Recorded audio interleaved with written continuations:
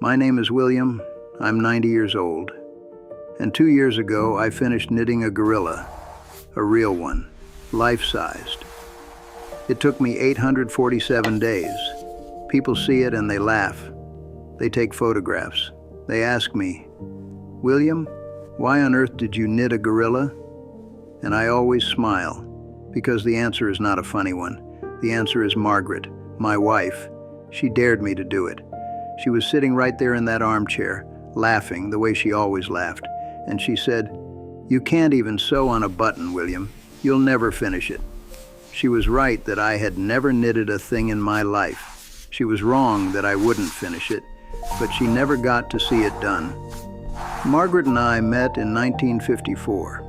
She was 22 years old. I was 24. She was standing outside a bookshop in the rain, trying to keep her bag dry and failing completely. I offered her my umbrella. She said, "I don't need rescuing, thank you very much." And then she took the umbrella anyway. We were married 11 months later, 63 years. 63 years of that woman. She was the loudest person in every room she walked into. Not loud in her voice, loud in her presence. When Margaret was there, you knew it. When she laughed, everyone turned around. She had opinions about everything, about politics, about food, about the proper way to fold a bath towel, about me, especially about me. She thought I was too serious, too cautious, too quick to say, "I can't do that," before even trying. She spent 63 years trying to fix that about me. I spent 63 years pretending she hadn't. She was right, of course. She was almost always right. I just never told her often enough. It was an evening in October. We were sitting in the living room the way we always did. Margaret knitting, me reading the paper, the television on, but neither of us watching it. She was working on something small. A hat, I think. Her hands never stopped moving. I looked up and said, "I don't know how you do that. All those stitches, I could never do it." And she looked at me over her glasses. That look. I knew that look. She said, "You could, you just won't try." And I said, "All right then. What should I knit?" She thought about it for a moment, and then that smile, that terrible, wonderful smile. She said, "A gorilla, a big one, life-sized." And she laughed. I laughed too. We both thought it was a joke. 3 weeks later, Margaret was in hospital. 6 weeks after that, she was gone. 63 years of marriage. And she left on a Tuesday morning in November, quietly, while I was holding her hand. The living room felt wrong after that. The armchair felt wrong. The television felt wrong. The silence where her knitting needles used to be, that felt worst of all. For 3 months after Margaret died, I didn't know what to do with myself. My daughter came to visit. My neighbors brought food. People were kind. But kindness doesn't fill a house. One morning, I don't know why, I went to Margaret's knitting basket. It was still where she had left it. I hadn't moved it. I sat down in her chair.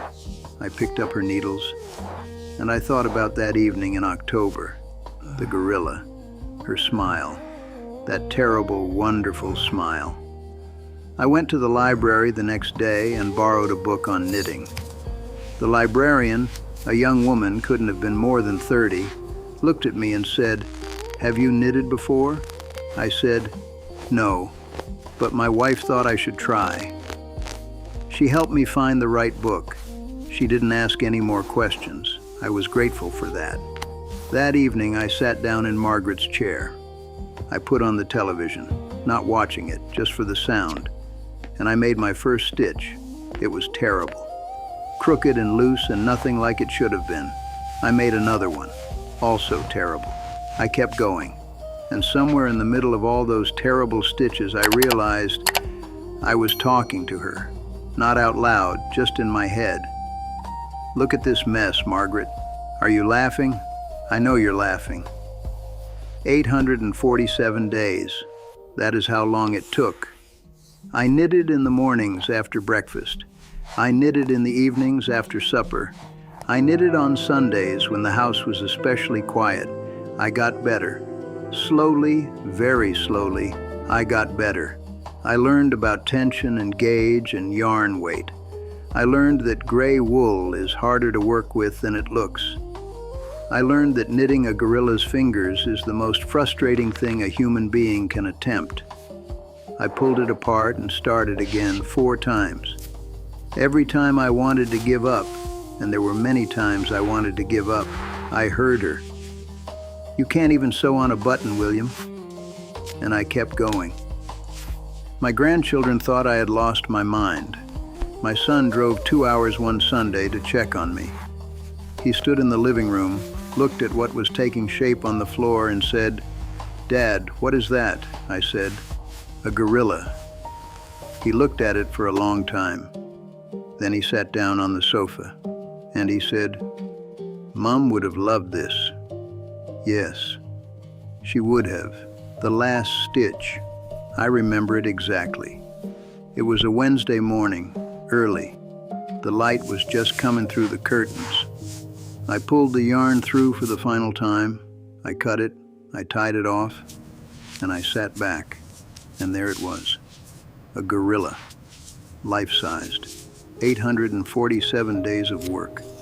I sat in that chair for a long time, just looking at it. And I said, "There you are, Margaret. I finished it." I waited, the way you wait for someone to answer, even when you know they can't. The house was quiet, but it didn't feel the same kind of quiet as before. Before, the quiet had been empty. This quiet felt full. I don't know how else to explain it. It just felt full. People still ask me, "William, what are you going to do with the gorilla?" And I say, "Nothing. It stays." It stands in the corner of the living room, right next to Margaret's armchair. My grandchildren think it's hilarious. My son has stopped questioning it. The neighbors have gotten used to seeing it through the window. But here is what I want to tell you. Not about gorillas, not about knitting, about this. When Margaret dared me that evening, she wasn't really talking about a gorilla. She was saying what she had always been saying for 63 years. Try, William, just try. She knew she was running out of time to say it. I think she knew. And so she said it one last time, in the silliest, most Margaret way possible, with a dare about a gorilla and that terrible, wonderful smile. I am 90 years old. I have learned, better late than never, that the people we love leave us instructions. We just have to be paying attention. If someone in your life is still here, still laughing, still daring you, still telling you what you could do if you only tried, listen to them. Do the ridiculous thing they suggest. Knit the gorilla. You'll be glad you did.